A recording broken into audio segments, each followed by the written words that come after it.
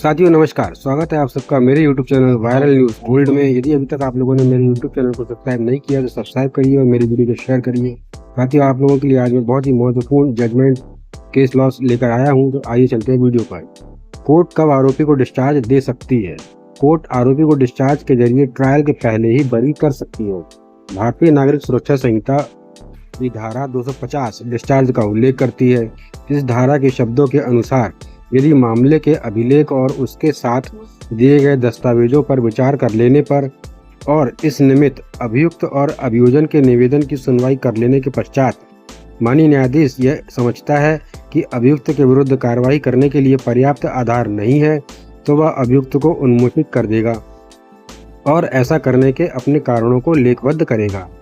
भारतीय नागरिक सुरक्षा संहिता की इस धारा के शब्दों के आकलन से यह ज्ञान होता है कि अभियुक्त विचारण के पूर्व ही डिस्चार्ज हो सकता है तथा ऐसा डिस्चार्ज माननीय न्यायालय पर निर्भर करता है। जब कभी अभियुक्त पर विचारण किया जाता है तो वह सेशन कोर्ट या मजिस्ट्रेट कोर्ट द्वारा किया जाता है।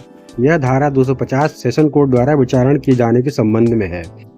इस धारा में वर्णित उपबंधों के अनुसार मामले के रिकॉर्ड और उसके साथ किए गए दस्तावेजों पर विचार करने के पश्चात इस संबंध में अभियुक्त एवं अभियोजन की दलीलों को सुनकर माननीय जज समझता है कि अभियुक्त के विरुद्ध कार्यवाही के लिए पर्याप्त आधार नहीं है, तो अभियुक्त को डिस्चार्ज कर देगा।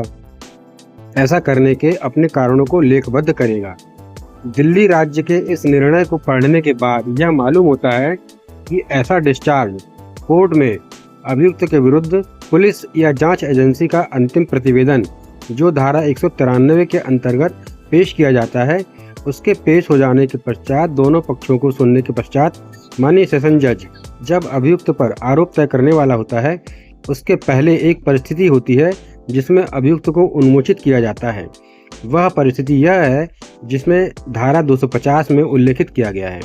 अंतिम प्रतिवेदन प्राप्त हो जाने के बाद यदि माननीय न्यायाधीश को यह लगता है कि अभियुक्त के विरुद्ध प्रथम दृष्टया कोई मामला नहीं बनता है तथा साक्ष्यों का अवलोकन करने के बाद में यह जानकारी प्राप्त होती है कि जो प्राथमिकी दर्ज की गई थी उसके बाद की कहानी अभियुक्त को दोषी सिद्ध कर पाने में सफल नहीं होगी, तो ही ऐसी परिस्थिति में धारा 250 का डिस्चार्ज किया जाता है। महाराष्ट्र राज्य वर्सेस सलमान खान 2004 के मामले में यह बात कही गई है कि आपराधिक प्रकरणों में विचारण संबंधी विधि में यह व्यवस्था दी गई है कि उपलब्ध साक्ष्य के अनुसार कार्रवाई के किसी भी चरण में आरोपों में परिवर्तन किया जा सकता है।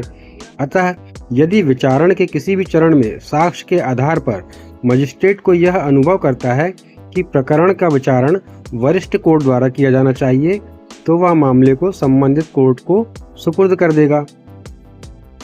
सुमन बनाम मध्य प्रदेश राज्य के वाद में माननीय कोर्ट ने यह तय किया कि एक बार मजिस्ट्रेट द्वारा मामला सेशन कोर्ट को कमिट कर दिया जाने के पश्चात उस पर सेशन कोर्ट की अधिकारिता होगी। विचारण के दौरान यह पता लगता है कि मामला सेशन कोर्ट द्वारा विचारणीय नहीं है, फिर भी उस मामले में सेशन कोर्ट की अधिकारिता बनी रहेगी और उसके विचारण से वंचित नहीं होगी। भारत संघ versus Prafulla Kumar 1979 supreme court के मामले में अभिमत प्रकट किया गया कि इस धारा 250 के अधीन अपनी अधिकारिता का प्रयोग करते समय माननीय न्यायालय को साक्ष्य दस्तावेजों के आधार पर मामले की बारीकी से विचारण करना चाहिए तथा मामले के कमजोरियों की ओर विशेष ध्यान देना चाहिए। यदि न्यायालय का यह समाधान हो जाता है कि अभियुक्त के अपराधी होने के विषय में तनिक भी संदेह है, तो उसे संदेह का लाभ देकर डिस्चार्ज कर देना ही न्याय हित में उचित होगा। नीलोफर वर्सेस गुजरात राज्य 2004 के मामले में अभियुक्त के विरुद्ध वेश्यावृत्ति के निवारण के लिए बनाए गए अनैतिक देह व्यापार निवारण अधिनियम 1956 की धारा 4 तथा 9 के अंतर्गत आरोप था कि अभियुक्त इस अपराध की शिकार हुई लड़कियों को एक स्थान पर ले जाकर उन्हें वेश्यावृत्ति के लिए दुष्प्रेरित एवं प्रलोभित किया। उन्हें वेश्यावृत्ति करने के लिए लालच दिया गया। इन लड़कियों को किसी ऐसी जगह पर रखा गया जहां से उनकी मांग होने पर आपूर्ति की जा सके। ग्राहक इन लड़कियों की मांग करते थे तथा इस स्थान से यह लड़कियां सप्लाई कर दी जाती थीं। कोर्ट ने इस धारा 6 के अधीन निरोध मानते हुए अभियुक्तों को दोषसिद्धि माना तथा उन्हें डिस्चार्ज किए जाने से इनकार कर दिया। तो साथियों, ये थी महत्वपूर्ण जानकारी और केस लॉज। तो मेरी वीडियो को शेयर करिए और चैनल को सब्सक्राइब करिए। धन्यवाद।